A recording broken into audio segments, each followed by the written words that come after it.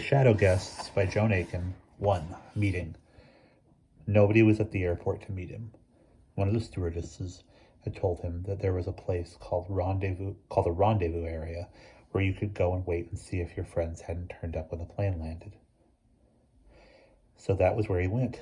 It was next to the information desk, a place with a set of plush-covered benches, striped in pink and brown, with a few anxious people sitting on them and gazing about in every direction, but Cosmo preferred to stand, leaning against the trolley that held his luggage.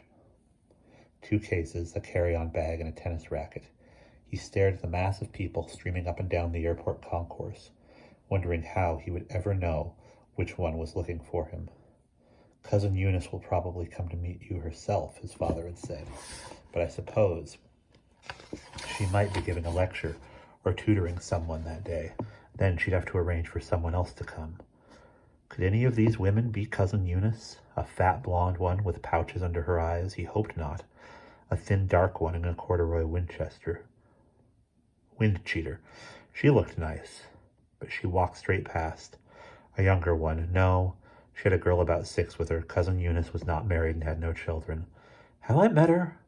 Was she there when we visited Uncle Ted that time? He remembered the place. Most clearly and hauntingly he remembered it. Not the house, but the way a fold of hazelwood ran down to the river, and a brook where he and Mark had built a dam, and a deep dark mill pond and a weir, and a footbridge by which he went across to the island where the mill was. A huge field shaped like a half moon. If anything could cheer him at the moment, but nothing could really. It would be the prospect of living at Courtois Mill. No, Cousin Eunice wasn't there at that time, his father said. She was away at Cambridge studying. There had been something bitten back about his voice, the way people talk when they are concealing things considered unsuitable for the young. His father talked like that most of the time in the last month or 2. So, there was something peculiar about Cousin Eunice. Surely not. His father seemed to put a lot of trust in her. She'll look after you all right and get you all the stuff you need for school, he had said. And I'll come to England as soon as I can. But where was Cousin Eunice now? He shivered, feeling horribly isolated all of a sudden. 30 hours in the plane was no joke. And then nobody to meet you. And then to have nobody to meet you. People were rushing up and down the concourse like lemmings, carrying their luggage or pushing it on trolleys. The loudspeaker added to the frantic atmosphere by a constant stream of urgent appeals. This is your last call for Air France. Flight 403 to Marseille. Now at gate 7. Will Mr. Panizelos on Olympic Flight 992 please go at once to gate 10? Will Dr. Creasy, recently arrived from Los Angeles on Pan Am 353, please go to the airport information desk. Will the driver meet Captain Wang Tao Ping? Will the driver meeting Captain Wang Tao Ping please go to the information desk? A gray-haired man hurried up to the plush benches, and the worried girl with the enormous blue rucksack joyfully jumped up and ran to hug him. Many of the faces that had begun to seem familiar were gone. They were being replaced by others. I have been waiting here longer than anybody else, Cosmo thought. The harried woman, the fat, impatient bald man, the girl with the baby had all gone. A new series of waiting, expectant people had replaced them. Cosmo longed for a huge drink of cold water. The last meal served on the plane had been a disgusting, sweet, stale, sticky bun and a half cup of lukewarm coffee tasting like liquid that cardboard had been boiled in. And it was far from thirst-quenching. But there was no refreshment bar in this part of the airport. Presumably the people who built the place had thought that anybody getting off a plane wouldn't want food or drink. They would just want to hurry away. Ma had said once that thinking about lemons would help you not to be thirsty. He tried it, but the lemons refused to become real in his mind. Instead, he heard Ma's voice, laughing, persuasive. And that was unfortunate because a terrible choking lump swelled in his throat, making the thirst even more of a torment. A plump woman scurried by, calling, "Bert! Percy! Oscar! Come along! Hurry up! Don't dawdle!" She was pushing a trolley stacked high with massive cases and bundles and duffel bags. How could she possibly manage it? And how could she possibly have called her children Bert, Percy, and Oscar, three of the ugliest names in the English language? Cosmo did not feel particularly fond of his own name, but he did feel it was infinitely better than any of those three. He turned to see if the straggling sons of the fat woman deserved their dismal names, and was obliged to admit that she had chosen suitably. Bert, if Bert was the biggest, slouched sulkily along, the shock of sawdust-colored hair flopping over his acned face, not at all concealing its disagreeable expression. He was drinking out of a can of lemonade and didn't offer to help his mother push the luggage trolley, although he was at least a head taller than she. Oscar was a horrible little imp with tight yellow curls and fat cheeks covered with sticky grubbiness from the ice lollipop he was sucking. In his other hand he held a spaceman's trident, which he poked at the legs of anyone who came near him. Percy, the middle one, was not much better. He had glasses and a peevish expression. He was eating out of a bag of potato chips and was reading a motor magazine as he walked, taking no notice of his mother's anxious cries. Poor thing, Cosmo thought. Fancy having children like that. But it was probably her own fault for the way she brought them up. Will the driver, meeting Mrs. Mohammed Ghazni, please go to the information desk? The arrivals indicator clicked and whirled. His own plane, Sydney to London, which had been up at the top, marked on time, and landed, had been replaced by the flight from San Francisco, 60 minutes late. How would Cousin Eunice know that his flight had arrived? Presumably she would ask at the desk. Then it occurred to him that he couldn't have a message broadcast. What should it say? Will Cousin Eunice Doom, supposed to be meeting Cosmo Courtois, please come to the information desk? But if it were not Cousin Eunice, who had come to meet him? Will the friends meeting Cosmo Courtois? Friends sounded wrong. He had no friends over here. It seemed like presuming on people's good nature to call them his friends in advance. He had a sudden horrible vision of Percy, Bert, and Oscar that with malevolent looks on their faces, charging up to the information desk where he stood nervously waiting. You Cosmo Courtois? Well, we're here to meet you, but we ain't your friends. We can tell you that from the start. After a good deal of hesitation, he put his problem to the girl at the desk, and she solved it at once. Will Mrs. Eunice Doom, or the person supposed to be meeting Cosmo Courtois, she pronounced it wrong, because he had showed her his passport in spite of the fact that he had clearly said Curtis. Please come to the information desk. Having his name called out like that, even pronounced wrongly, made him feel as if everybody must be staring at him, but of course they were not.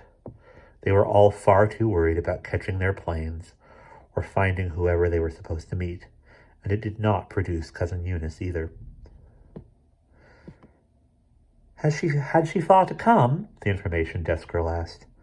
I think about 80 miles, from near Oxford. Oh, well, I'd give her a while yet before you start to worry. And the girl went back to all the other people who were fighting for her attention. Cosmo began thinking about Cousin Eunice again, trying to remember what he knew about her. Younger than father, but still quite old, in her 30s, a professor of mathematics. That was a bit daunting. Suppose, when he was living with her, that she kept pouncing on him. Hey, Cosmo, quick! The square root of 93. Multiply 18 by 24. But father said mathematicians didn't think in those terms at all anymore. It was all much more stretchy. And the dull jobs like square roots were all done by calculators. Rather a pity in a way. Cosmo enjoyed when he was in bed at night, letting numbers make patterns in his mind. Take the 3 times table, for instance. It went 3, 6, 9, 2, 5, 8, 1, 4, 7, 0 before starting up again at 3. Much more interesting than dull old 5 times, which just went 5050.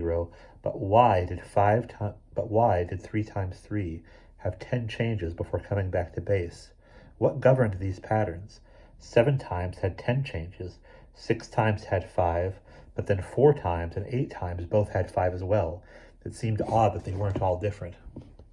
Anyway, back to Cousin Eunice. A mathematician really ought to be tall and skinny with a long nose and glasses and gray hair scraped back in a knob, like a wicked governess, but Father had said she wasn't in the least like that. He seemed to find it hard to describe her, though, and that was odd, because he had grown up with her. At the Curtis's place, before it was sold to pay death duties. Death duties. You would think that once you had died, you had no more duties. To Cosmo, duties meant wash hair, teeth, face, make bed, put pajamas away, help with the breakfast dishes. "Have you boys done the morning duties?" Ma would call, putting on a severe tone. "All right then, you can go out."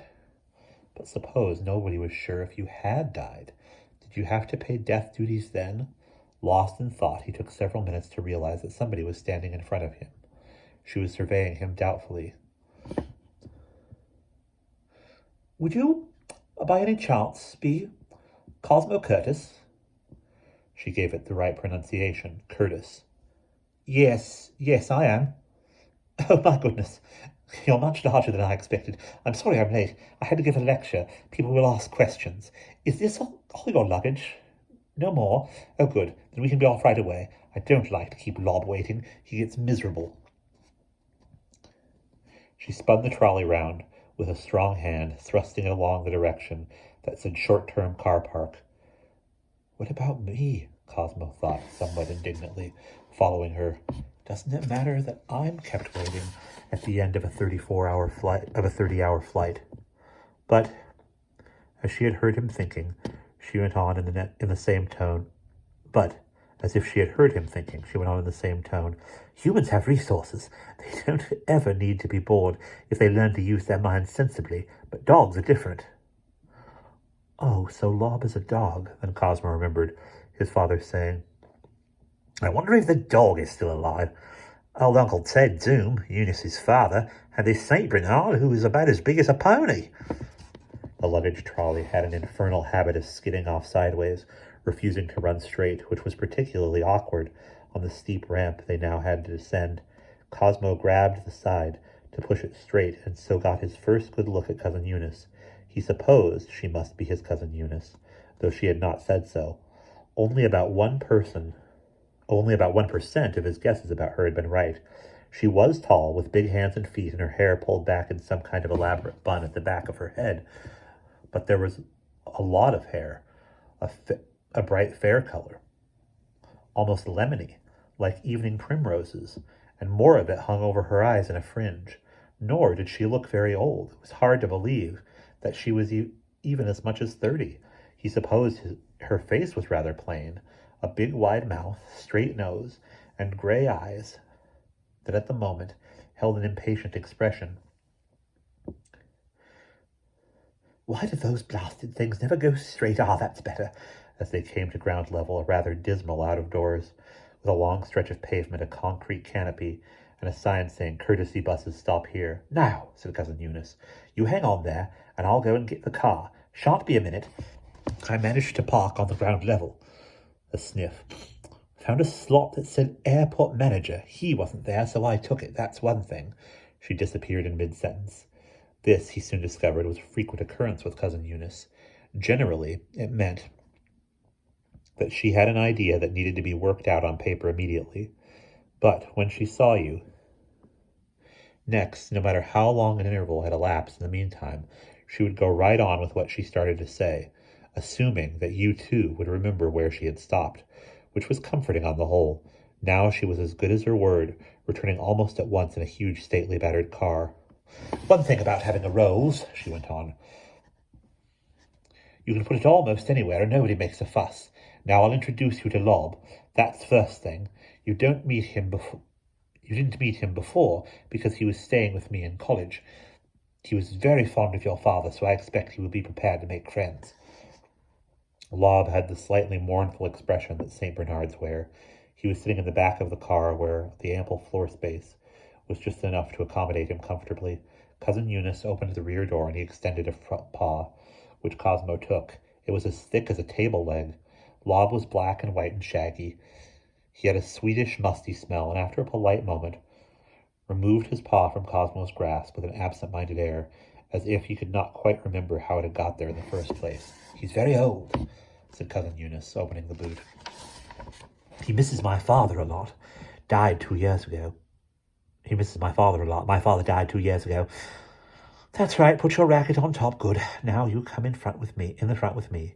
The rolls smelled overpoweringly of Lob, but Cosmo supposed that after a bit he would get used to this. He did ask, though, if he could open the window. "Of course you can," said Cousin Eunice absently, hunting for her purse to pay the car park fee. "Have you 10 pence by any chance?" "Oh, no, I suppose it's all Australian money. Never mind. He'll have to change £1. If you look in the glove shelf, you'll find a bottle of lemonade. I always feel parched after a long flight." He had been too rushed and shy to suggest stopping to buy a drink, and was impressed by this evidence of thoughtfulness. Lemonade wasn't the best choice, too sweet and fizzy. He'd rather it had been water, but then he discovered that it was homemade lemonade, cool and sour with bits of cut-up lemon peel. That brought back Ma for a while, and he was silent as Cousin Eunice maneuvered the stately car through the airport outskirts and then onto the motorway. "I'll tell you a bit about the school I found for you," Cousin Eunice presently said. "I hope you'll like it. I don't know anybody your age to ask about schools, but I asked the biology professor at my college. His daughter goes to this school, and he recommended it. He said she likes it. Have you really never been to school at all?" "No. You see, we live too far out. Mum used to get courses and textbooks from some education departments and teach us. We even did exams." "Well, this is a fairly small school, so I expect you won't find it too hard to get used to it." "How many?" 200.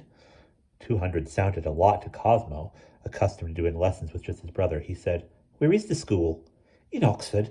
It's called the Morning Quest School because it was started about 100 years ago by a Canon Morningquest. It's in a street called the Woodstock Road. The arrangement is that you'll stay at a boarder during the week and come back to the mill on weekends. That way I can take you in and out by car, because I give lectures in Oxford on Mondays and Fridays, whereas if you went in by bus every day, you'd have to get up at 5 in the morning and wouldn't be home till 9 at night." "How far is the mill from Oxford, then?" About 20 miles, but there isn't a direct bus. Our nearest village is Glitting upon Edge, and from there you can get a bus to Chipping Norton, and then you have to change buses." "Couldn't I cycle?" She cast a quick glance at him and said, "We'll see, perhaps in summer, when you've settled in. But it's a longish way, and I thought to start with you'd find it easier to get to know people if you were a boarder. I was always a day girl when I went to school, and the boarders used to despise the day people. We felt inferior and out of everything." Cosmo didn't voice his views about this. He could see that Cousin Eunice was trying to do her best for him. He said, "When do I start there?" Not knowing whether school terms in England were the same as those in Australia. "Next Monday. The term's half through already. You'll only have 5 weeks of school before the Easter holidays. I hope you won't be lonely at the mill," she said, sounding doubtful for the first time. "There's absolutely no one living round about. The village is 5 miles off. It isn't an ideal arrangement." Here, too, Cosmo kept silent and refrained from uttering his very different feelings. He would be meeting all those total strangers at school, 200 of them. The prospect of solitary weekends at the mill was something to hold on to. He asked, "Isn't there anybody living at the Curtis place now? I thought that was not far from the mill." "It's about 3/4 of a mile away, but you can't talk to the people there." "Why ever not? Are they mad or something?" "No, but it's a Ministry of Health research station now. They give people colds and experimental diseases, so they have to stay strictly within bounds and not mix with the general public. They aren't allowed out of the grounds, and all the land round the house, about 20 square miles, is run as an experimental farm. You'll be coming across Mr. Marvel, who runs it. He's a nice man. He uses the farm buildings at the mill house. He had a theory about horses instead of tractors. Won't have a tractor on the place. He has Suffolk punches instead."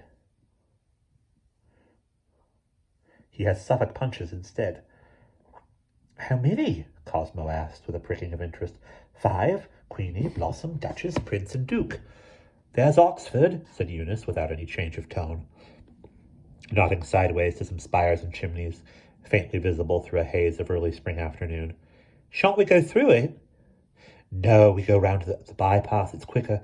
You'll soon be seeing plenty of Oxford.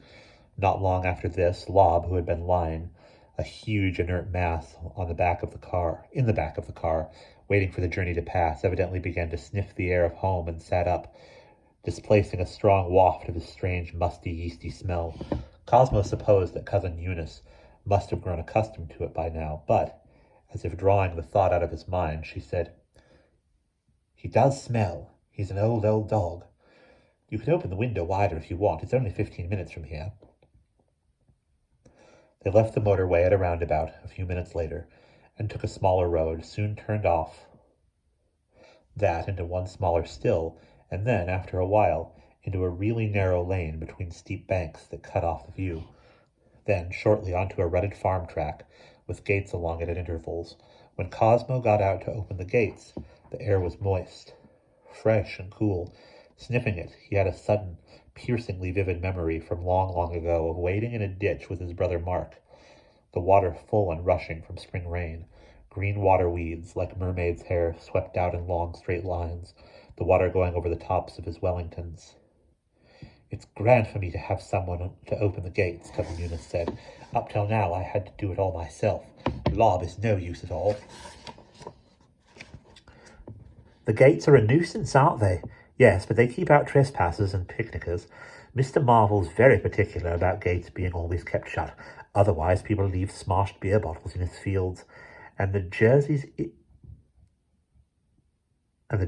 bits of glass and die a horrible death. She nodded sideways again at some small, elegant, mouse-colored cows with huge black-ringed eyes. That's why there are such fierce signs at the gates. The sign said, Department of Environment, Experimental Farm, strictly no admission except on official business. That's the last gate, Cousin Eunice said as Cosmo clanged it shut. Now we're nearly home.